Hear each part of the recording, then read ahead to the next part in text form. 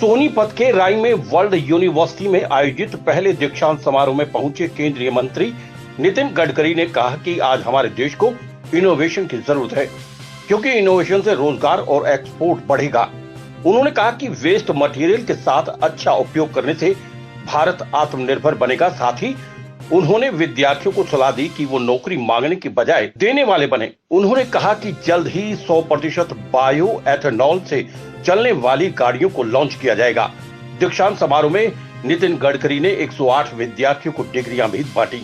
सोनीपत के राई में वर्ल्ड यूनिवर्सिटी के पहले दीक्षांत समारोह का आयोजन किया गया, जिसमें केंद्रीय मंत्री नितिन गडकरी बतौर मुख्य अतिथि शिरकत करने पहुंचे, जहां पर उन्होंने सबसे पहले छात्रों द्वारा तैयार की गई डिजाइन गैलरी का अवलोकन किया और विद्यार्थियों द्वारा तैयार की गई गैलरी की प्रशंसा की। इसके बाद नितिन गडकरी ने मंच से विद्यार्थियों को संबोधित किया और कहा कि उन्हें कई बार यंग जनरेशन के साथ मिलने का मौका मिलता है, क्योंकि युवाओं का हमारे देश में विकास और उन्नति में महत्वपूर्ण रोल होता है।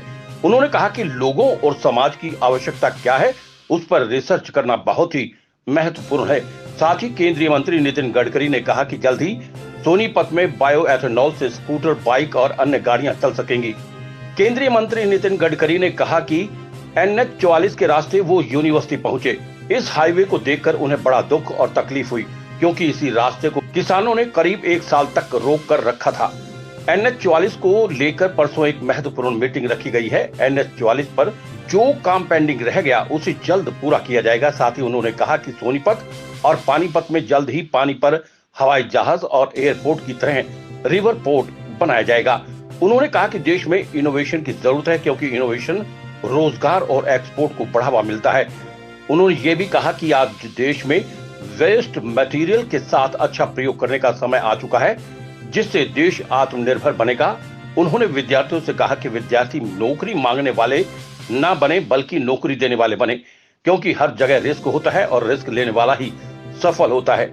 उन्होंने कहा कि जल्द ही 100% बायो एथेनॉल से चलने वाली गाड़ियां भी लॉन्च की जाएंगी।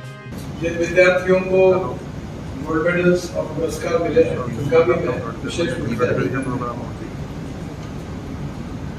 मैं जब भी मुझे मौका मिलता है तो मैं ये यंग जनरेशन के जो नए स्टूडेंट्स हैं उनको मिलने की अपॉर्चुनिटी हर बार हासिल करने की कोशिश करता हूँ। मैं जब मुंबई में था, मंत्री था महाराष्ट्र में, तो उस समय सिम्बोसिस यूनिवर्सिटी में मैं पूना में लेक्चर देने के लिए भी जाने का मौका मुझे मिला। उस समय मैंने मुंबई और पूना के बीच में एक्सप्रेस हाईवे बनाया था और एक समुद्र में मुंबई में एक वर्ली माधरा सीलिंग प्रोजेक्ट बनाया था।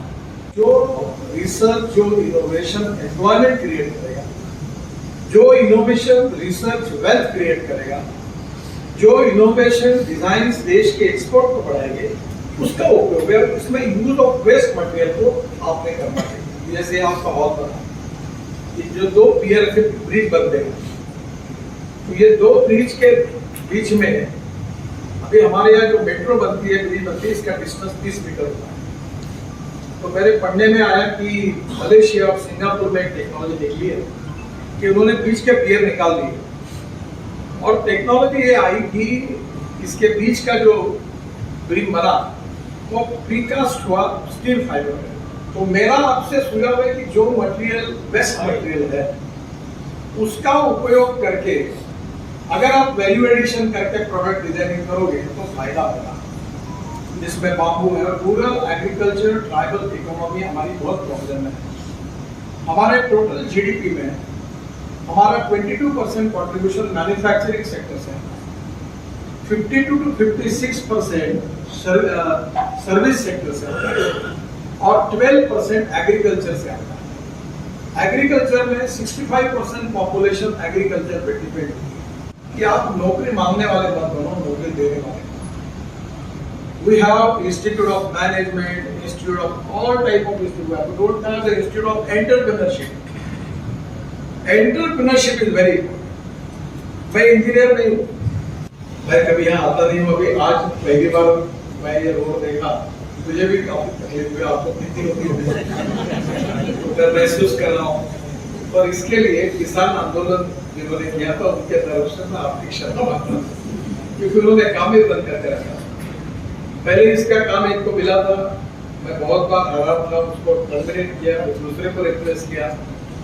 अब ये मेरे ध्यान में गलती आई। गलती यह आई कि जब एक में 2, 3, 4, 5 मंजिले की बिल्डिंग बन सकती तो फ्लाईओवर क्यों नहीं बन सकते। तो अब मैंने अपने कॉन्स्टिट्यूशन में ऐसा फ्लाईओवर बनाया कि नीचे में रोड 8 लेन, ऊपर में 6 लेन फ्लाईओवर और उसके ऊपर में मेट्रो। और मैं चेन्नई में परसों प्रधानमंत्री जी के इसमें हमने बनाया कि नीचे में 8 लेन रोड, ऊपर में 6 लेन फ्लाईओवर, उसके ऊपर में 6 लेन फ्लाईओवर और उसके ऊपर में मेट्रो। अब पुणे में भी हम लोग पुणे अहमदनगर रोड पर शिरूर से भागोली तक ऐसे ही एलिवेटेड रोड बना है। तो मैं जब यहाँ का ट्रैफिक देख के आया तो मुझे अधिकारी कहते थे कि अब हम लोग Katra to Delhi express highway बना रहे, तो उसका काम काफी जोरों में चल रहा है। तो बोले इसका ट्रैफिक कम हो जाएगा, तो मुझे नहीं लगता। तो मेरे यहाँ अभी परसों अगले सप्ताह में मीटिंग है पूरी इस रोड की, और मैं उन लोग कह रहा हूँ कि ये रोड के ब्रिजेस वगैरह आउटडेटेड हो गए। अब इसको सेकंड फ्लोर, 2 फ्लोर, 3 फ्लोर बनाओ ताकि लोग ऊपर के ऊपर नहीं जाए। रोहित शर्मा की रिपोर्ट।